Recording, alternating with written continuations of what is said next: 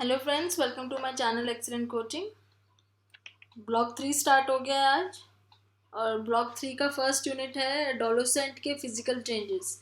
तो यहाँ पे अब हमने मिडिल चाइल्डहुड कवर करके एडोलेसेंट स्टार्ट कर दिया है। तो एडोलेसेंट एज कौन सी होती है? जो 11 साल से शुरू होती है और 21 साल तक चलती है। प्रेजेंटली जो लेटेस्ट जो डेटा है उसके हिसाब से 11 से 21 होती है। बट अगर आपकी बुक के हिसाब से जाएं तो इन्होंने 12 से शुरू किया है और 19 तक लेके गए हैं। और 3 स्टेजेस में डिवाइड करा हुआ है। अर्ली एडोलेसेंट 12 से 14 साल, मिडल है 14 से 17 साल और लेट है 17 से 19 साल। तो एडोलेसेंट एज में क्या फिजिकल चेंजेस होते हैं? बेसिकली इसमें क्या चीज़ इंपॉर्टेंट है पढ़नी कि प्यूबर्टी के टाइम पे क्या चेंजेस आते हैं मेल्स और फीमेल्स में। इंट्रोडक्शन पे चलते हैं। इंट्रोडक्शन में सबसे इम्पॉर्टेंट चीज़ ये बताई है इन्होंने यहाँ पे कि एडोलेसेंट को ना एक ट्रांजिशन फेज बोलते हैं। ट्रांजिशन का मतलब है चेंज होना। एक बच्चे से एक एडल्ट में चेंज होने का जो पीरियड होता है वो एडोलेसेंट एज होती है। यूजुअली इसको इनके अकॉर्डिंग 12 से 19 साल मानते हैं, जबकि अगर आप जनरली देखोगे तो आपको 21 साल तक इजीली मिल जाएगा। 3 हिस्सों में डिवाइडेड है, अर्ली, मिडल और लेट एडोलेसेंट में। और फिजिकल चेंजेस के ऊपर फोकस है इस पूरे चैप्टर में, जिसके अंदर बॉडी के अंदर क्या चेंजेस आते हैं और सेक्सुअल मेच्योरिटी जो आती है जिसको हम प्यूबर्टी बोलते हैं। इस एज में ग्रोथ स्पर्ट होता है। ग्रोथ स्पर्ट मतलब बहुत तेजी से ग्रोथ होती है, फिजिकली चेंजेस होते हैं बहुत फास्ट। और प्यूबर्टी होती है, प्यूबर्टी में सेक्सुअल मेच्योरिटी आती है बॉयज एंड गर्ल्स दोनों में। बॉयज और गर्ल्स की प्यूबर्टी एज थोड़ी बहुत अलग है, जैसे कि गर्ल्स में थोड़ा जल्दी आती है 9 to 10 ईयर्स की एज में, और बॉयज में 12 से 13 साल के आसपास। ऑब्जेक्टिव्स हैं इस यूनिट के कि एडोलेसेंट का मतलब समझेंगे, फिजिकल चेंजेस इसमें क्या क्या होते हैं, फिजिकल चेंजेस किस तरीके से होते हैं और इनके क्या फैक्टर्स होते हैं जिससे फिजिकल चेंजेस होते हैं। तो एडोलेसेंट डेवलपमेंट का मीनिंग और डेफिनेशन में, adolescent is the phase of transition from being child to an adult. ठीक है, ट्रांजिशन में क्या क्या चीज़, ट्रांजिशन में क्या चेंजेस आते हैं, मतलब ट्रांजिशन मतलब चेंज होना। तो बायोलॉजिकल चेंजेस आते हैं जिसमें प्यूबर्टी आ जाती है, साइकोलॉजिकल चेंजेस आते हैं, सोशल चेंजेस आते हैं, फिजिकल चेंजेस आते हैं। आप इस टाइम पे ना तो बिल्कुल ही चाइल्ड कहने के लिए कहने लायक होते हो ना बिल्कुल ही एडल्ट। तो ये बीच का पीरियड होता है, चाइल्डहुड और एडल्टहुड के बीच में जो आता है एडोलेसेंट। सबसे पहले अर्ली एडोलेसेंट है। Early adolescent is a contradictory phase. It is a phase when child is not yet mature and at the same time no longer a child. तो वही बात है कि बच्चे ना तो मैच्योर होते हैं, ना वो छोटे बच्चे रहते हैं इस टाइम पे, ना वो पूरे इंडिपेंडेंट होते हैं। और ना इनको इतनी फ्रीडम नहीं होती है जितना एक एडोलेसेंट एज में इनको चाहिए होती है। एक एडोलेसेंट होता है ना, उसको अपनी फ्रीडम बहुत ज़्यादा प्यारी होती है, उसको लगता है मेरे को हर चीज़ में फ्रीडम मिले, मेरे को इंडिपेंडेंटली करने का मौका दे, पेरेंट्स मेरे पीछे पीछे ना आए, मैं अपने डिसीजन खुद लूँ। लेकिन इतने बड़े होते नहीं हैं कि पेरेंट्स इनको फ्रीडम दे दें, तो उस वजह से इनके अंदर एक इरिटेशन डेवलप होना शुरू हो जाती है।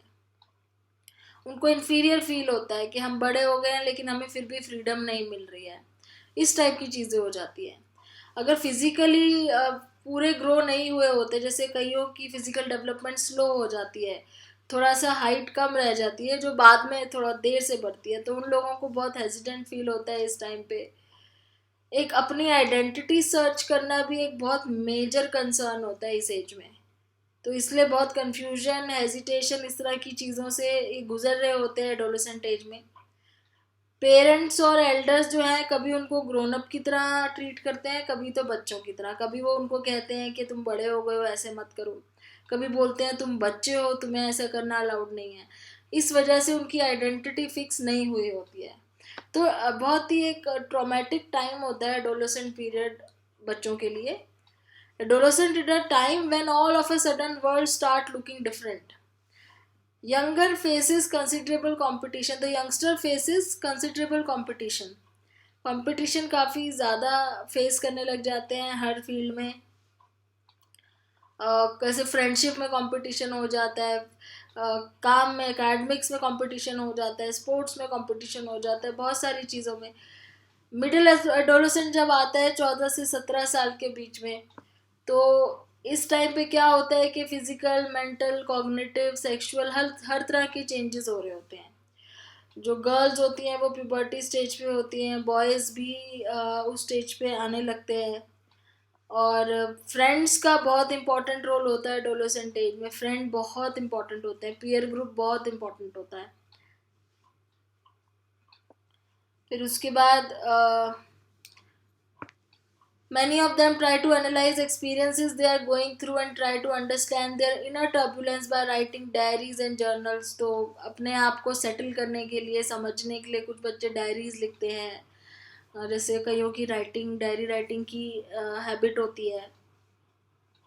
और कई बार लोग बच्चे डिसअपॉइंट हो जाते हैं जब वो पूरे तरीके से हैंडल नहीं कर पाते हैं सिचुएशंस को। पेरेंट्स अच्छे नहीं लगते हैं इस टाइम पे, क्योंकि वो फ्रीडम नहीं देते हैं पूरे तरीके से अपने डिसीजन लेने के, क्योंकि पेरेंट्स के लिए तो वो बच्चे ही होते हैं अभी भी।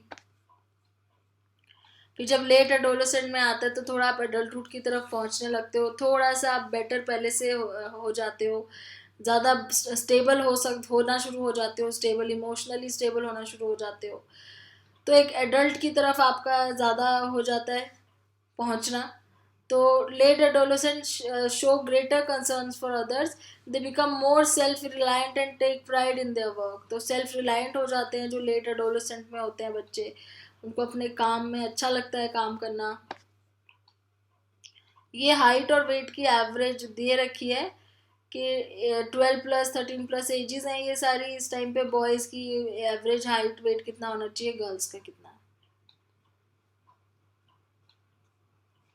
फिर उसके बाद फिजिकल डेवलपमेंट पे आते हैं। फिजिकल डेवलपमेंट में एडोलेसेंट में फिजिकल चेंजेस बहुत ज़्यादा होते हैं।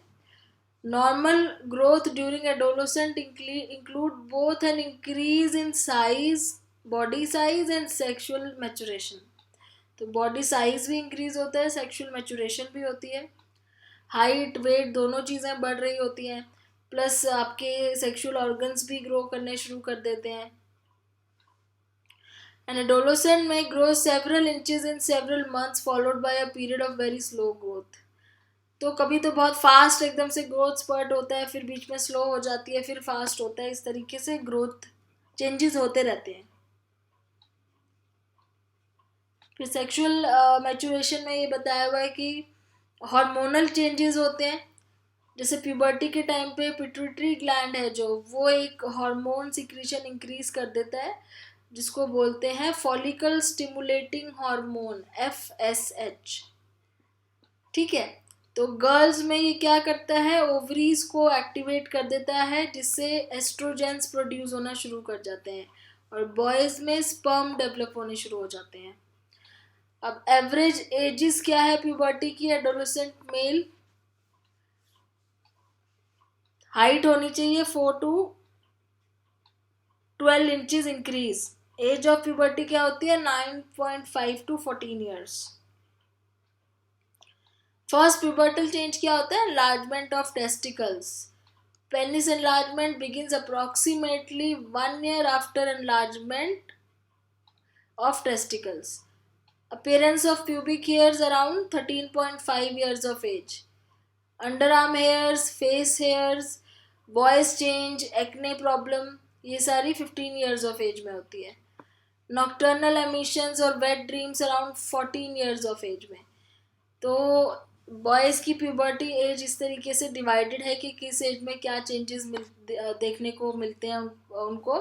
फिर following are the additional changes that may occur, जैसे कि बॉडी साइज इंक्रीज होता है, फीट, आर्म्स, लेग्स, ये सारी चीज़ें, हाइट बढ़ती है। फिर some boys may get some swelling in the area of their breast as a result of hormonal changes. तो ब्रेस्ट एरिया पे स्वेलिंग हो सकती है हार्मोनल चेंजेस की वजह से। वॉइस में चेंजेस आते हैं, भारी होने लगती है वॉइस, क्रैकिंग वॉइस होने लगती है। Hair begin to grow in genital area, face पे, अंडर आर्म्स पे, लेग्स पे। ऑयल सिक्रीशन भी होती है काफ़ी स्किन में, इसीलिए एक्ने प्रॉब्लम्स भी हो जाती हैं. Penis enlargement, adolescent male may begin to experience erections. This is when penis become hard and erect because it is filled with blood. This is due to hormonal changes. तो hormonal changes की वजह से penis enlargement, जो कि एक normal चीज़ है इस time पे. During puberty male sex organs begin producing sperm. So semen, which is composed of sperm and other bodily fluids, may be released. This is called ejaculation. तो जब क्या होता है कि रात में वो सो रहे होते हैं तो उस टाइम पे भी इजैक्यूलेशन कई बार हो जाती है, जिसको हम नॉक्टर्नल एमिशन या वेट ड्रीम बोलते हैं, और ये धीरे धीरे बंद हो जाता है. फिर आता है एडोलेसेंट फीमेल में हाइट 2 to 10 इंचेस इंक्रीज होती है. प्यूबर्टी की एज 8 से 13 साल है. फर्स्ट प्यूबर्टल चेंज क्या होता है? Breast development. फिर उसके बाद प्यूबिक हेयर डेवलप होने शुरू हो जाते हैं. ब्रेस्ट डेवलपमेंट के बाद under arm hairs. Menstrual period start हो सकते हैं 10 से 16 साल के एवरेज के बीच में, कहीं भी हो सकता है. Sequence of events but the pubertal changes usually begin before boys. तो बॉयज से पहले प्यूबर्टी गर्ल्स में आती है. तो चेंजेस क्या क्या होते हैं? There may be increase in hair growth, pubic area growth, underarm, legs. Female body shape also begins to change.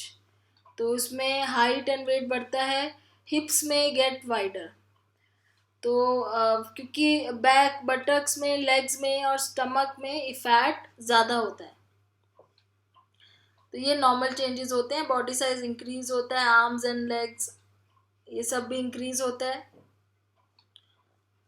इनके गर्ल्स का भी क्योंकि ऑयली वो होती है सिक्रीशन स्किन में, तो एक्ने प्रॉब्लम्स होती हैं develop. Adolescent girls also experience menstruation or menstrual period. This begins when body release an egg from ovaries. So if the egg is fertilized with sperm from a male, it will grow into a baby inside the uterus. तो इस time पे fertilization हो सकती है. If the egg is not fertilized, the endometrial lining of the uterus is not needed and is shed through vagina as fluid. तो ये fertilisation नहीं होती है, तो वो जो लाइनिंग यूट्रस में बनी होती है फर्टिलाइजेशन के लिए, वो वहाँ से शेड हो जाती है और फिर फ्लूइड की तरह वजाइना से बाहर निकल के बह जाती है, जिसको मेंस्ट्रुअल पीरियड कहते हैं.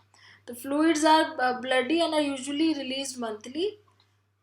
After a girl begins to menstruate she is able to get pregnant. तो ये कुछ क्वेश्चंस हैं, कैरेक्टरिस्टिक्स आपने लिखनी है यहाँ पे. कंप्लीट द सेंटेंसेस में पूछा हुआ है कि adolescent is a phase of transition between childhood to adulthood.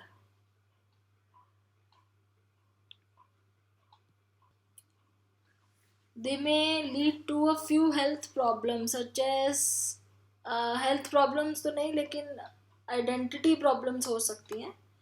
तो उसको एग्जैक्टली हेल्थ प्रॉब्लम नहीं बोलेंगे, बट प्रॉब्लम है तो आइडेंटिटी प्रॉब्लम हो सकती है. There is a lot of confusion in this state because they are treated as adult as well as child. तो आइडेंटिटी सर्च कर रहे होते हैं, इसलिए प्रॉब्लम्स होती हैं. प्यूबर्टी से स्टार्ट करते हैं. प्यूबर्टी कौन सी स्टेज होती है? प्यूबर्टी वो स्टेज होती है जिस टाइम सेक्सुअल मैच्योरिटी आती है. तो इसमें हार्मोनल चेंजेस होते हैं, बहुत सारे फिजिकल चेंजेस होते हैं और सेक्सुअल मैच्योरिटी, 3 प्रोसेसेस होते हैं.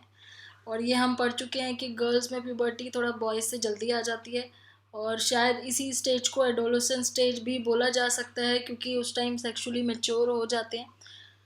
वैसे आप एज वाइज अगर देखो तो एडोलेसेंट 11 साल से बोलते हैं, लेकिन अगर प्यूबर्टी जल्दी आ जाए तो आप उसको एडोलेसेंट मान सकते हो. तो काफ़ी सारे चेंजेस हो रहे होते हैं, इस वजह से बहुत ज़्यादा स्ट्रेस होता है जो बॉयज़ एंड गर्ल्स होते हैं उनके ऊपर.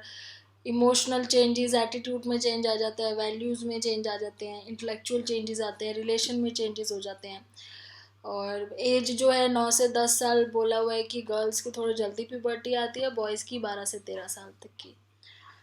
तो प्यूबर्टी के टाइम पे इतने सारे चेंजेस होते हैं कि जनरली एडोलेसेंट्स जो होते हैं वो हैंडल नहीं कर पाते हैं इतना ज़्यादा.